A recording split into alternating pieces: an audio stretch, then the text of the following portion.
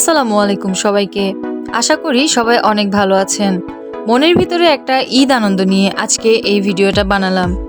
আজকের এই ভিডিওতে এমন 10 জন স্বার্থবাদী, প্রতারক এবং মুখোশধারী মানুষদের দেখাবো যারা কোটা আন্দোলনে নিজের স্বার্থ রক্ষার জন্য সরকারের পক্ষ নিয়ে ছাত্র আন্দোলনের বিপক্ষে ছিলেন এবং যারা এমন দিনে নিজের ক্ষমতা থাকা সত্ত্বেও এখনও মুখ খোলেনি ছাত্রদের পক্ষে। এমনকি তারা ফেসবুকে একটা পোস্ট পর্যন্ত করেনি এই ছাত্রদের আন্দোলন নিয়ে। আজ আপনাদের সামনে এই স্বার্থবাদী লোকদের মুখোশ উন্মোচন করব।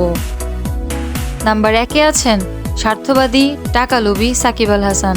আমার ভিডিওটা যারা দেখছেন তাদের মধ্যে হয়তো সাকিবের ভক্ত অনেকেই আছেন, তবে কিছু করার নেই।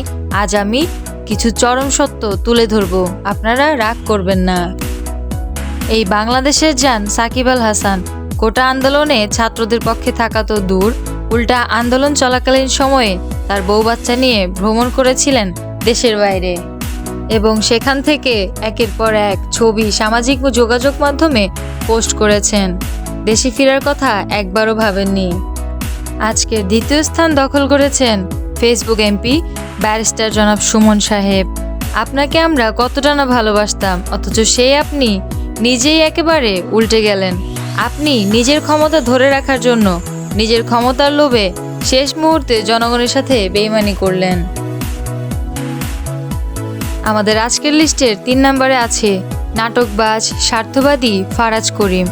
এই লোকটাকে আমরা ভালো ভাবতাম, কিন্তু তিনিও এবার ছাত্রদের সাথে বেইমানি করলেন।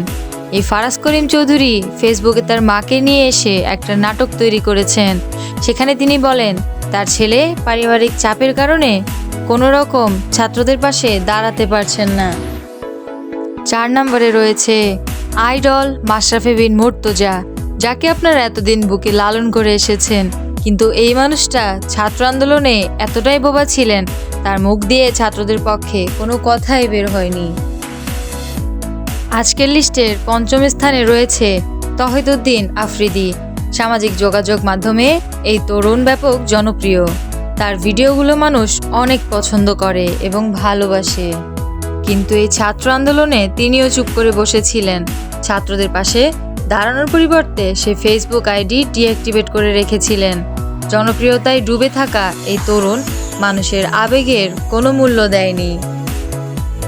ছাত্রবাদী তালিকার লিস্টে 6 নম্বরে রয়েছে অভিনেতা চঞ্চল চৌধুরী। এখন যার কথা বলবো সে হলো আমাদের আজকের লিস্টের 7 নম্বরে থাকা নাদির অন দ্য গো চ্যানেলের মালিক নাদির। তিনিও ছাত্র আন্দোলনে চুপ ছিলেন। স্বার্থবাদী তালিকার 8 নম্বরে রয়েছে স্বার্থবাদী লোক আরিফিন শুভ। এই অভিনেতা আমার ভীষণ ভালো লাগতো, কিন্তু এখন তাকে আর ভালো লাগে না। আজকের লিস্টের 9 নম্বরে রয়েছে স্বার্থবাদী লোক জিয়াউল ফারুক অপূর্ব। তার নাম অপূর্ব হলেও ছাত্র আন্দোলনে তার কোনো অপূর্ব ভূমিকা রাখতে দেখা যায়নি। আমাদের আজকের লিস্টের সর্বশেষ স্বার্থবাদী যে লোকটি রয়েছে তিনি হলো রাফসান্দা ছোট ভাই। তিনি অনেক দেরিতে মাঠে নেমেছিলেন, আপনারা হয়তো দেখেছেন শুনেছেন। তাকে জনগণ অপছন্দ করে বাড়ি ফিরিয়ে দিয়েছেন। এত কিছুর পরেও এখনও কি আপনার পছন্দের তালিকায় থাকবে এই জনপ্রিয় মানুষগুলো?